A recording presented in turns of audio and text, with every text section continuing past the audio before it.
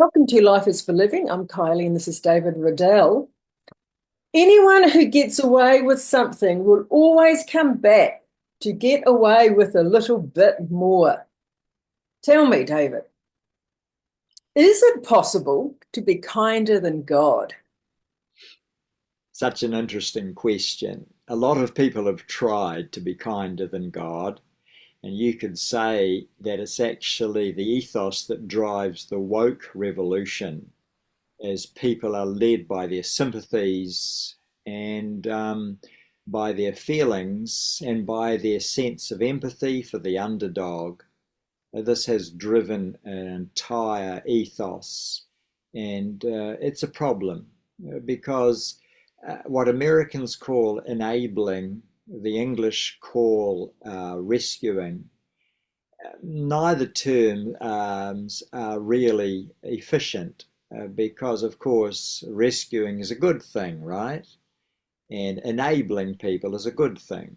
Mhm. I'm a counsellor to rescue and to enable, except that it now has a negative undertone or a negative definition whereby it's come to denote doing for other people what they really ought to be doing for themselves.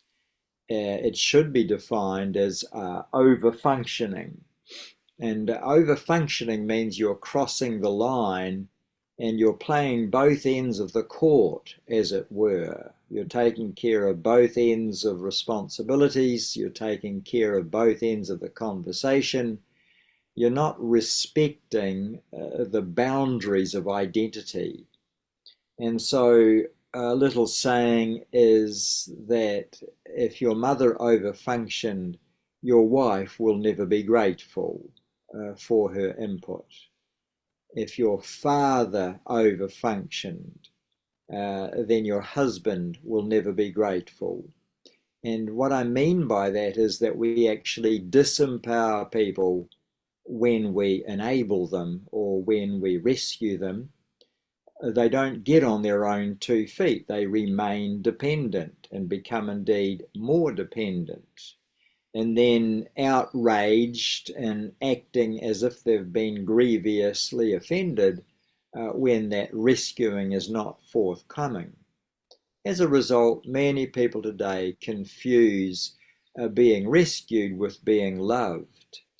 And when their wife stops rescuing them because she's exhausted, when their mother stops rescuing them because she's exhausted, and I'm choosing females deliberately here because this is a special challenge for the female nature. Often men will exhibit carelessness or callousness to somehow compensate for the overfunctioning of their women. And so mothers need to be firmer in their kindness, and fathers need to be kinder in their firmness. And I believe that this is probably the number one issue in families now, because when mother overfunctions, father will often underfunction to compensate. And when a mother looks after her children to the extent where they don't need to look after themselves, then they go through the whole of life as if mother was following them around, picking up after them, cleaning up after them, and paying their bills and fixing their messes. And so that's her concept of love because that's how it was modeled to her. And when a man is not being rescued by his wife, he feels rejected and uncared for. So it's a real schmozzle, Kylie, and it's a very big problem. Melody Beattie wrote a very good book on the subject called Codependent No More. And there is a lot of books now on the need to have the courageous conversation with the person who's been rescuing. I particularly like Stop Walking on Eggshells by Mason and Krieger. What to do if you've been living with a crazy maker who's used to being rescued. There are many books on the subject, but the message is still not really getting through, not yet anyhow. And I would go so far as to say that rescuing is actually a severe addiction for many, many people. If they have a loved one who's messing up, screwing up, or not performing or growing up, they worry themselves silly as to what to do about it. They're basically playing both ends of the court. And as a result of that over-functioning, the other party is under-functioning and getting away with it. We see it in the children of the wealthy and the rich. Money is used to do everything for them, and as a result, it doesn't produce strong children. It produces very, very weak children who have issues with anger and cannot handle disappointment of any sort. They've never had to. So you've stumbled on the big one here, Kylie. Mm. This is a big deal and a big issue, and it means that parents are raising mini emperors in their family because we've got a child or two children who have two parents and four grandparents, all of whom think that their mission in life is to protect that child from any disappointment. And Mhm. when that ethos is set in place, that becomes a very toxic environment for the child. Interesting, interesting. You can see how it's a domino effect. It's a That's domino effect. And yeah, um, and I think too, the separate families with all the divorces that's going around, women are over functioning because often the man's not there in the home. They're trying to play the two roles unless they have a new husband. Um, and so that can create issues. Yes, an absent parent automatically puts pressure on the remaining parent to overfunction. And it's tough. It's really tough. But we have to respect the child's sovereignty. We have to respect an adolescent's sovereignty to get it wrong and learn from the pain that results. The problem is that a rescuer intervenes at that point and protects the child from the consequences of the child's own faulty choices. And we all know that if you don't hit consequences for faulty choices, you never learn. Governments make that mistake, nations make that mistake, and parents and children all make the mistake. And the problem for the woke generation is that they are indulging mistakes. And as a result of indulging mistakes, they are abandoning the people in pain to taking responsibility for their own lives, of their own mental health, and their own progress. And the sheep are scattered on the hillside and they're lost to the storm because everyone has turned to his own way and they're all able to do as they please. There's nobody correcting them, confronting them, or standing in their path. And as a result, they're dropping off the cliff of emotional addiction, despair, depression, rage, and fear at a terrible rate. A terrible rate. This world is going crazy with all of those things, and yes, suicide should never ever exist. The youth, they should be in their prime, they should be developing themselves, and you know, yeah, it's should be the happiest time of their lives. But Well, so you've many heard of the analogy, haven't you, of the child who helps the struggling butterfly out of the chrysalis by cutting open the chrysalis and helping the butterfly out, and only to discover that that butterfly can now never ever fly. It needed that struggle to pump up its wings in order to fly, and because it didn't get that struggle, it cannot fly. It will never fly. interesting. That's powerful vision. It's a Um, good analogy, isn't it? it is because I I think, like I like the one of playing both ends of the court. What kind of a game is it when one partner is playing both ends of the court? yeah, living the life for them. Yeah, that's right. Well, and I think too, like I was a single, well, I am a single mother since my youngest was one. And you just don't want harm to come to them. So I probably can take that ticket too, that I would have been uh, very much. But then again, no, when they do wrong, they need to face it. And so it's good like that. But Well, what is more powerful than a mother's protective instincts? So this is a big hurdle and a big challenge for every mother. yeah, it is. It is. But you know what? You do see those that are in third world countries or those that have had it rough are actually they're the strongest. I know through my daughter's friends, a lot of them that have come from quite difficult backgrounds, they can see the error of their parents' ways, and they're actually, because they haven't been over functioning, the parents have probably abandoned them to all of life, that they've had to struggle on their own, and they're actually, some of them, really good kids. They've got the heads on the shoulders because they've learned through probably no parent, they've had to parent themselves. Instead of having a parent interfere with them, it's probably the flip side of it. Well, you're talking about a society that doesn't have social welfare, and so it's survival of the fittest. If they don't work, they starve. And that's a pretty good motivation to work for a living. But while we're lauding that, remember that for everyone who does survive, there are many who are lost to starvation or to addiction or to failure That is true. That is true.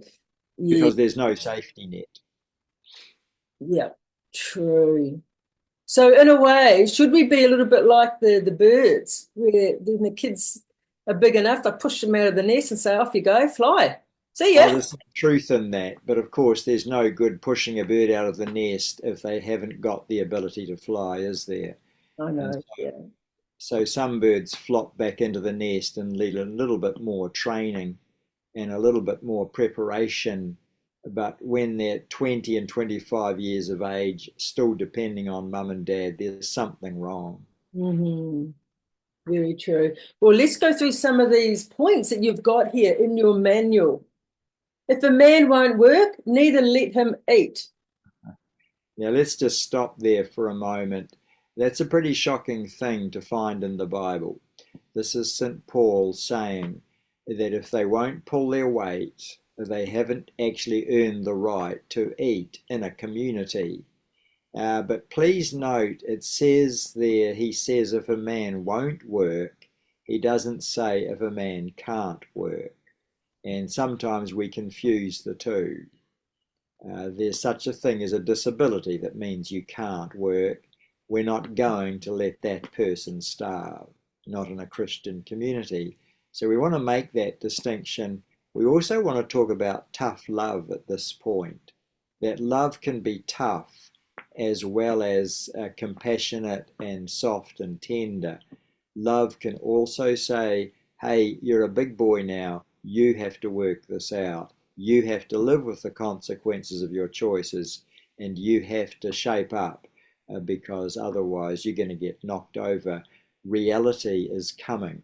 And if you're living in a delusion where everybody else is going to support you, you're going to get knocked down. Hmm. And doesn't that also feed into the biblical model that men are the providers and the protectors?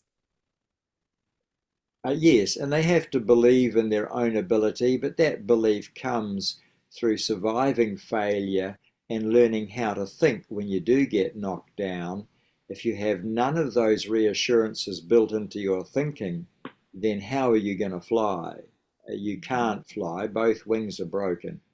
And that's why I say that persistence and the truth coaches necessary for persistence must be taken seriously.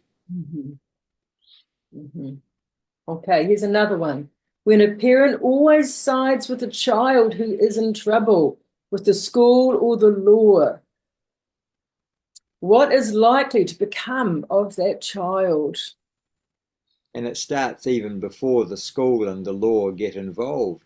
It starts at home when a child can do no wrong, or when a child is never confronted and made to live with consequences. Mm-hmm. Right. I What? know if we were ever rude to mother at the dinner table, or we didn't thank her for the meal, or we simply took the meal for granted, we might find a slice of bread on our plate while everybody else was feasting the next night. Hmm. Consequences are important. And interestingly enough, I can't speak for young girls, but as a young boy, I didn't need a lecture, I needed consequences. Right. I took no notice of long explanations. I took notice of what the results would be. Hmm. Yep. When does helping someone out cross the line into rescuing or overfunctioning? When you're doing something for somebody that they ought to be doing for themselves and they're getting away with it. When mother is following them around fixing it, when father is fixing it, then how is a child really going to learn? The acid test of personal experience is the fastest way to learn. The slowest way to learn is to don't have to learn because they get away with it. Hmm. Hmm. What might be the result of a father or a mother whose unbearable feeling is cruelty or disappointing a child? Yes, there you have it. All rescuers have at least one unbearable feeling that is the real culprit in this story. And that unbearable feeling is, I never want my child to go through what I went through as a child. I never want my child to feel inadequate. I never want them to fail. I never want them to feel abandoned or rejected like I did. I never want them to feel put down. So I'm never going to be harsh. I'm never going to be hard hearted. I'm never going to fail to indulge them in what they want. Hmm. Why do poorly performing people often go past competent advisors to get their advice from equally incompetent people? Because they only hear what they want to hear. They only want sympathy. They only want affirmation. They only want compliance. They only want collusion. And so they will avoid anybody who will confront them, who will rebuke them, or who will correct them. They're not used to it. They can't handle it. They only ever saw love as compliance and collusion. Mhm. Why are the children of rescuers often so disrespectful, rebellious, excessively fussy eaters, or narcissistic? Yeah, they know they're going to get whatever they want. And how do you respect a parent who desperately wants to be your friend to the point where they'll indulge you in your naughtiness or in your fussiness? You will find there's a very close connection between a narcissistic adult and a fussy child who didn't have to eat whatever they didn't want to eat. Uh, Mm. Basically, they cannot bear disappointment and they cannot bear to have to go against their own feelings. They've never had to, they've never got used to it. Right. Is God a rescuer? If not, why not? Well, thank God for Christ who rescues me from disaster, despair, addiction, and the slavery to self. Mhm. Thank Christ that He gave me His Spirit so that my survivalist spirit could be released from its addiction to its own survival. But that is using rescuer in its positive sense. When we talk about rescuing in counseling and psychology, we turn its meaning on its head and we imply the overfunctioner. So, personally, I don't like the term rescuer or enabler. Mm. They are defiling a perfectly healthy term. I would only want to use the indulger, the overfunctioner, the emotion driven person. Mm-hmm. It's making a God out of sympathy. That's a problem. Mm-hmm. Yeah. When does a socialist government cross the line from supporting to rescuing? And what is the long-term result for that culture? Yes, it's one thing to have an emergency accommodation allowance or an emergency living allowance. It's quite another thing to teach people that they don't have to work for a living, they don't have to work to support themselves. And unfortunately, when the government become too generous, people quickly learn to live on the dole, live on the benefit, and rely on it. Mm-hmm. So they don't take cleaning jobs, they don't take caretaking or maintenance jobs, they don't take laundry jobs. They basically stand on their dignity and rely on that handout. And I think it's just keeping the distinction between a handout and a hand up. We mustn't confuse those two. Is this government giving me a hand up or are they giving me a hand out? It's a very real dilemma for every socialist government. Mm, mm, it is. And we have a big problem, though, in our nation at the moment with unemployment. With all the people coming in, it's yeah. Oh well, but there's always opportunities. Well, it's difficult to distinguish between the unemployed and the unemployable. Mm, They tend not to volunteer that information at their initial interview. fair enough. Excellent, David. Well, thank you. This is about the rescuer mindset today, and it's really important that we allow everybody to be in their own square and do their own responsibilities. And I want to remind people that there's a 2 week course in Nelson, New Zealand, that can rescue you from your addiction to rescuing. There you go. Fantastic. And the links to that and to Living Wisdom website are on the information there on the channel. So have a look at that and send any questions to David. He'd be very happy to Yeah, respond. livingwisdom.co.nz. There are many living wisdoms out there. Many of those are branch offices and understudies of mine, but only .co.nz will get to me. Right. There you go. You heard it from the man himself. Okay. Thanks, everybody. Have a good day. Bye now.